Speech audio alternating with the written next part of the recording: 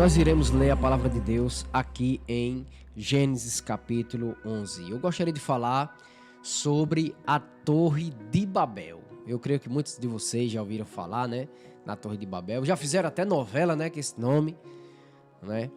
Mas da Torre de Babel que eu quero falar não é a da novela não, tá, irmãos? O que eu quero falar, a Torre de Babel que eu quero falar é aquela que realmente existiu, que está escrito aqui na Bíblia Sagrada em Gênesis capítulo 11. Gênesis capítulo 11.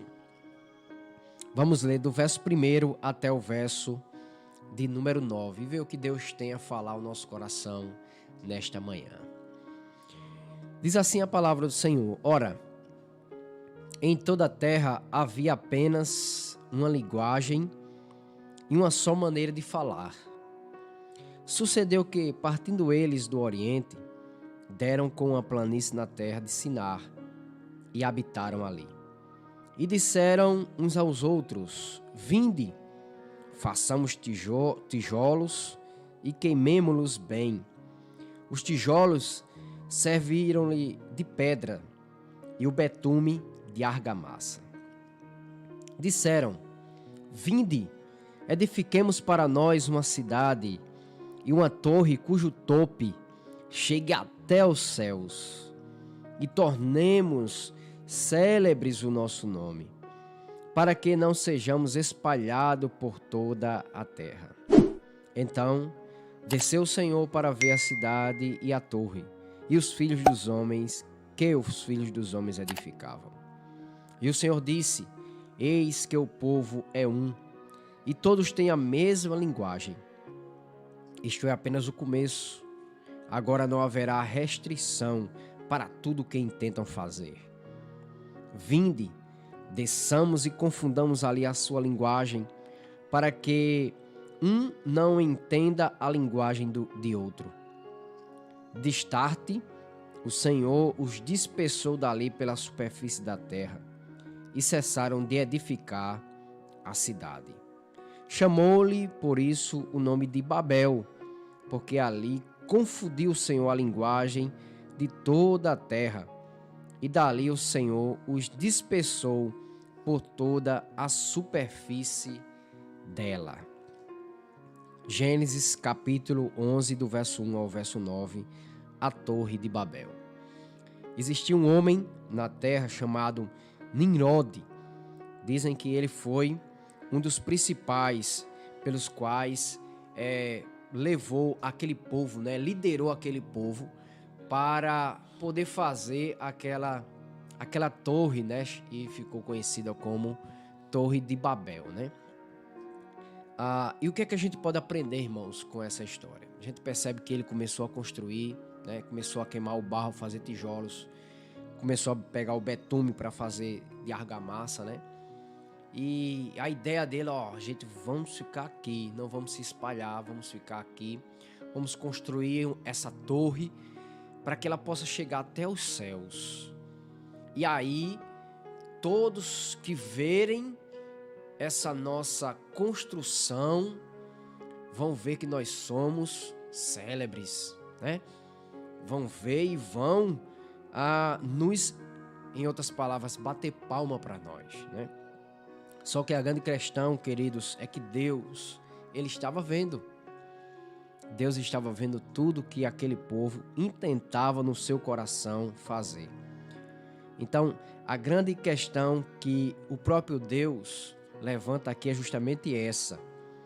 Agora não haverá restrição para tudo que intentam fazer. Quais eram os intentos dos homens que queriam construir essa Torre de Babel? O que é que eles pensavam? E o que é que nós podemos aprender com isso e aplicar na nossa vida? Vejamos algumas coisas interessantes. Diz aqui, primeiro no verso 4. Eu acho que o verso 4 ele é essencial para a gente entender essa história. Diz assim, disseram, né? Eles disseram, vinde, chamou o povo, né? Vinde, venham, edifiquemos para nós uma cidade e uma torre cujo topo chegue até aos céus, e tornemos célebre o nosso nome, para que não sejamos espalhados por toda a terra. Primeira coisa que a gente percebe aqui, queridos, é quando eles dizem assim, disseram, vinde, edifiquemos para nós uma cidade e uma torre, cujo topo chegue até os céus. Primeira coisa que a gente percebe é que o homem, ele queria chegar aos céus pelo seu próprio esforço. Eles achavam que se esforçando, construindo aquela torre, eles seriam capazes de serem salvos. Porque desde então, os homens já tinham a ideia que os céus é o lugar de habitação de Deus. Muitos acreditavam dos deuses, né? Muitos povos acreditavam que existiam vários deuses. Então eles acreditavam que os céus é a habitação dos deuses. Então esse homem com esse povo chegou e disse, vamos construir, porque nós iremos construir até os céus, iremos até os deuses, iremos habitar com os deuses. Mas, queridos, a gente aprende que não é pelo esforço humano, não é pelas obras que os homens praticam, que eles são capazes de chegar aos céus. Nós jamais iremos ser salvos. Nós jamais iremos para o céu pelo nosso esforço próprio, pelas nossas obras, pelo que a gente faz. Aqui eles estavam totalmente enganados. Não tinha como eles chegar aos céus. Mesmo que eles construíssem a maior construção, pudesse adentrar a atmosfera, sair do planeta Terra, mas jamais eles iriam conseguir chegar aos céus, a habitação de Deus. Mas essa história nos mostra, queridos, qual é o intento do coração do homem, qual é o desejo do homem. O homem quer ser salvo pelo que ele pratica, pelo que ele faz, pelo que ele constrói. Muitas vezes as pessoas acham que pode ser salvo porque está dando uma esmola, né? Outros acham que pode ser salvo porque fez uma casa de recuperação para drogados. Outros acham que pode ser salvo porque fez um asilo para idosos. Outros acham que fazendo boas obras, elas podem ser salvas. Estão achando que pode construir a sua salvação, assim como esse povo pensou. Mas a Bíblia diz, lá em Efésios capítulo 2 e o verso 8, pela graça sois salvos, mediante a fé. Isso não vem de vós, é dom de Deus, não de obras para que ninguém se glorie. Você só pode chegar aos céus pela graça. Você só pode ser salvo por meio da pessoa bendita do nosso Senhor e Salvador Jesus Cristo. Não existe outro meio de salvação. Não existe esforço humano que possa lhe salvar. Porque o esforço que pode nos salvar é o esforço de Cristo. A obra que pode nos salvar é a obra redentora de Cristo. Cristo veio a este mundo, foi até a cruz e morreu em nosso lugar. Ele disse lá em João capítulo 14, não se turbe o vosso coração, credes em Deus, crede também em mim. Na casa de meu pai há muitas moradas. Se assim não for, eu vos teria dito. Aí Jesus diz, pois vou preparar-vos lugar. Quem fez a construção para a nossa salvação foi Cristo. Vou preparar-vos lugar, e quando eu preparar o lugar, voltarei e vos receberei para mim mesmo, para que aonde eu estou, nos céus de glória, vocês estejam também. Os homens tentaram fazer a construção para os céus, mas não conseguiram. Mas Jesus Cristo construiu o caminho, construiu, essa morada, fez tudo para que a gente possa habitar nos céus de glória. Então é somente pela edificação de Cristo Jesus que nós podemos ser salvos e chegar às moradas celestiais, na habitação de Deus, onde viveremos com Ele por toda a eternidade. Esse era o desejo desse povo. Vamos edificar a cidade, uma torre, para que a gente possa chegar ao céu e viver lá para sempre. Eles não entendiam que eles iriam morrer, mas entendemos que Jesus Cristo construiu a nossa salvação. Foi Jesus Cristo, preparou-nos lugar para quando nós partirmos daqui, irmos para os céus de glória. Primeira coisa que a gente aprende nesse texto, queridos, é isso. Segunda coisa que nós aprendemos no verso 4 também. Ele diz assim: vinde, edifiquemos para nós uma cidade e uma torre cujo topo chega até os céus. Aí ele diz: e tornemos célebre o nosso nome. Qual era o intento do coração deles? Serem vistos pelos homens, serem glorificados pelos homens, para que os homens olhassem para eles e dissessem o seguinte: realmente esse povo merece louvor. Ó, que povo forte! Esses homens merecem serem glorificados. Os homens queriam receber glória para si. Os homens queriam receber aquilo que é próprio de Deus e só de Deus. A gente só pode adorar a Deus. Quando Jesus estava sendo tentado no deserto, que o diabo dá aquela proposta: olha para todos esses reinos, tudo isso eu te darei se prostrado me adorares. Qual foi a resposta de Jesus para Satanás? Somente ao teu Deus adorarás e só a ele darás culto.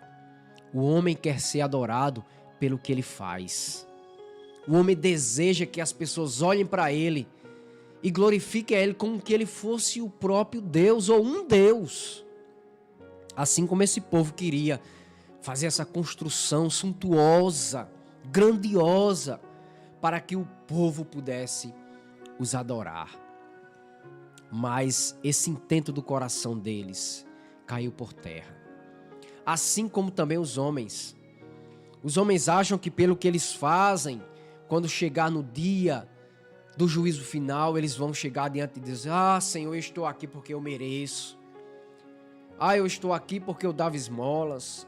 Ah, eu estou aqui porque eu orava 3 vezes ao dia. Ah, eu estou aqui porque eu lia a palavra todos os dias. Queridos, não. Jamais alguém será salvo. Jamais alguém vai ser merecedor de glória, porque toda glória, toda honra e todo louvor deve ser dada somente a Deus, porque por Ele, por meio dEle e para Ele são todas as coisas. A Ele, pois, a glória eternamente. Amém. Então, segunda coisa que a gente aprende aqui é que os homens desejam em seus corações receber glória, receber louvor, receber adoração. Muitos ídolos, muitos homens durante a história fizeram isso. Existiu um determinado homem aqui que sempre vinha para Guarabira, que ele era doido para vir para Guarabira. Ele era doido para vir porque ele sabia que quando chegasse em Guarabira, os homens, aquela multidão ia atrás dele. Os homens iam atrás dele, iam se prostrar, iam, sabe, o endeusar. E ele amava vir para Guarabira. E aí ele esqueceu que somente a Deus deve ser dado a glória. Queridos, nunca procure glória para si. Embora a gente deseje isso, embora aquilo que a gente faz muitas vezes, fazemos para que os homens nos vejam, mas que isso caia por terra na nossa vida, que a gente diminua e que o Senhor cresça. Que o Senhor é quem seja glorificado, adorado pela nossa vida. Nós vivemos uma luta constante contra nós mesmos. Há uma luta, queridos, porque o nosso desejo é esse também. Assim como esses homens desejavam ser vistos pela sua grande construção, que intentavam fazer, Assim todos nós também muitas vezes pensamos em fazer algo grandioso, né, para que os homens nos vejam.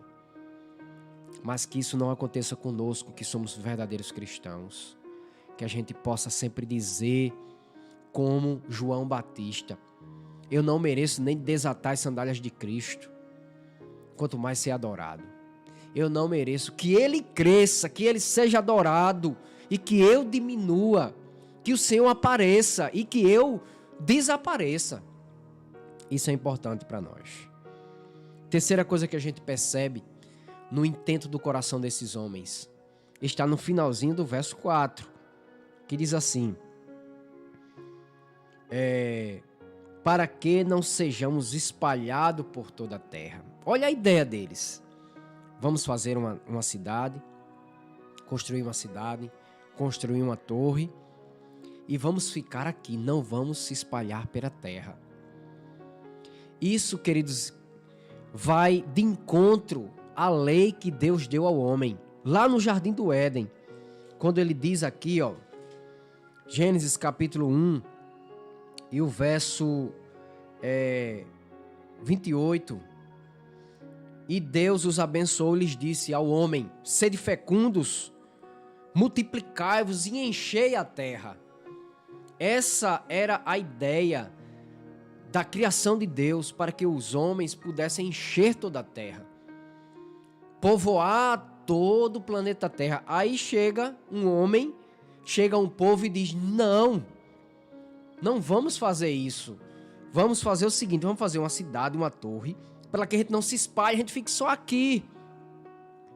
A gente não se espalhe. Aí o que a gente aprende com isso? Primeiro, eles estão, no intento do coração deles, quebrando a lei de Deus, quebrando a vontade de Deus. Deus diz: vocês se multipliquem, se espalhem e encham a terra. Aí o homem diz: não vamos se espalhar, vamos ficar junto, né? Vamos ficar aqui só a gente, né? E muitas vezes, querido, isso acontece conosco. A gente não pode querer ser exclusivista, criar panelinhas, né? Não, vamos aqui, não entra ninguém, é só a gente. Só a gente, não vamos se espalhar, não. Não vamos levar o evangelho, não, para outra cidade, não. A gente fica só aqui dentro da igreja de 4 paredes, porque é suficiente. Não, queridos. Assim como a criação ela deve se espalhar, assim como nós devemos criar os nossos filhos, ter filhos, se multiplicar, assim também é na vida espiritual. Nós temos que espalhar o evangelho, nós temos que anunciar o evangelho, nós não podemos ficar só dentro de 4 paredes, achando que é suficiente. Não.